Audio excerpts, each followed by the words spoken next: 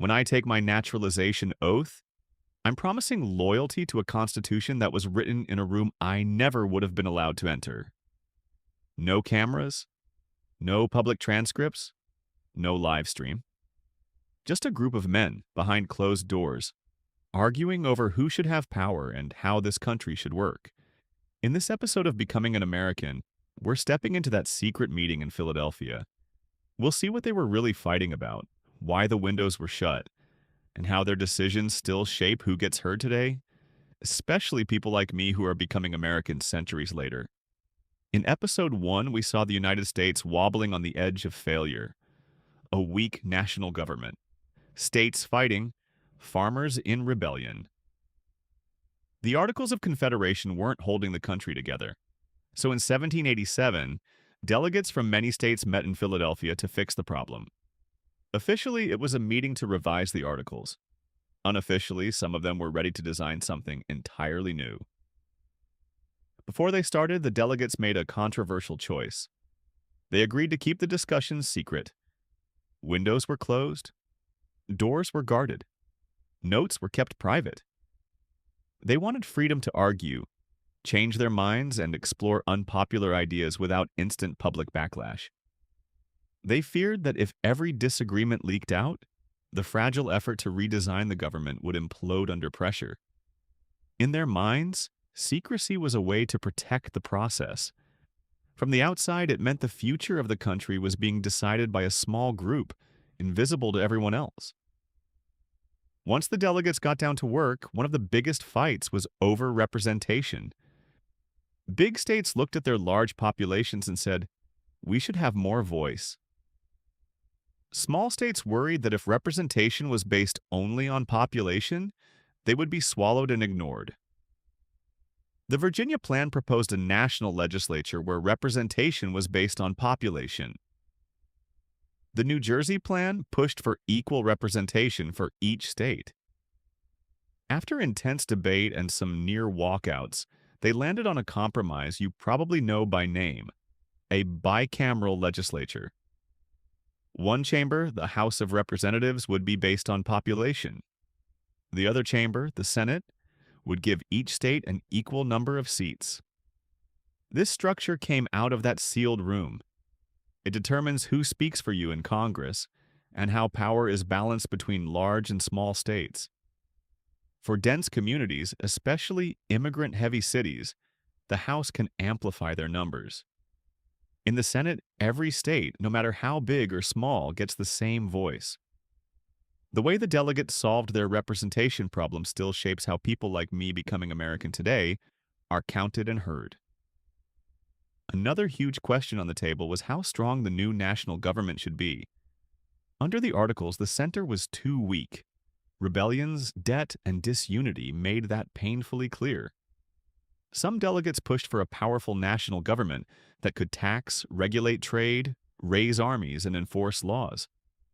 Others feared that building a strong center might create a new kind of tyranny, worse than the one they had just fought against.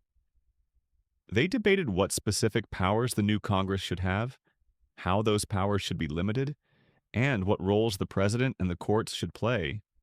The document they produced gives the federal government real tools: the power to raise money, manage commerce, conduct foreign affairs, and more. Those tools are why the government can administer immigration programs, enforce national laws, and operate agencies that deeply affect daily life. But the powers were not unlimited. The delegates tried to sketch boundaries, separate functions, and create a structure where no single part could easily dominate the rest. They were trying to solve the problem we still feel today. We need a government strong enough to act, but we fear a government strong enough to crush us. There was another reality sitting in that hall that we can't ignore: slavery.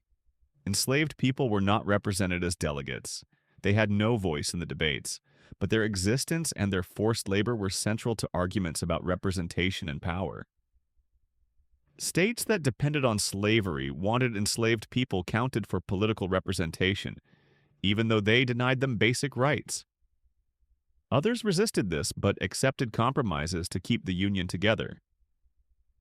These early debates set up later fights over how many people counted, who could be considered a full person under the law, and whose labor and lives could be controlled without consent. Those choices in 1787 would echo through centuries of conflict over race, citizenship, and equality, including the amendments that eventually tried to repair some of the harm. The Constitution that I am preparing to swear to is shaped by both the desire for stability and the willingness to compromise with injustice. As we visualize that room, it is just as important to imagine who was not there. No women, no enslaved people, no indigenous nations making their own case, no poor white men without property, no immigrants who had just arrived and were still finding their place. The group arguing over "we the people" did not represent all the people. If I had lived then, as someone coming into the country from somewhere else, I would have been outside that hall. That is true for many of us today who are naturalizing. We are joining a constitutional structure that was not originally designed with us in mind. Understanding that does not automatically make the document illegitimate, but it does tell us that the Constitution is a starting point, not the end of the story about who belongs. Out of months of secret debate, they eventually built a new blueprint, a stronger national government with defined powers, a Congress that mixes population and equal state representation, a president to execute the laws, a judiciary to interpret them, and a process to amend the document as the country changed. None of that was guaranteed. They could have chosen very different structures. They could have failed to agree at all. The system we live under today is the result of choices made by a narrow group of people in a locked room, trying to balance their fears, interests, and hopes. As I prepare to become American, I remind myself, I am stepping into a structure that was argued into existence, not handed down from nature. Because it was designed, it can also be questioned, interpreted, and changed. This is not just history. Today, important decisions still happen in rooms we do not see. Legislators negotiate bills in private before we ever read the text. Agency officials draft rules that will shape immigration, housing, and policing. Executives and advisors debate strategies we only hear about after they are announced. For communities like mine, those closed-door decisions can feel distant and sudden. Policies appear fully formed, but they were shaped long before in meetings we were not invited to. The structure created in 1787 makes these decisions powerful. Understanding that structure does not give us a seat at every table, but it does give us tools to interpret what is happening, to organize, and to push back when decisions harm people on the margins. So how much trust do we put in decisions made in rooms we cannot see? The framers believed secrecy helped them reach agreement. They worried that too much noise and pressure from outside would kill the project. But secrecy can also hide deals that protect the powerful and sacrifice the vulnerable.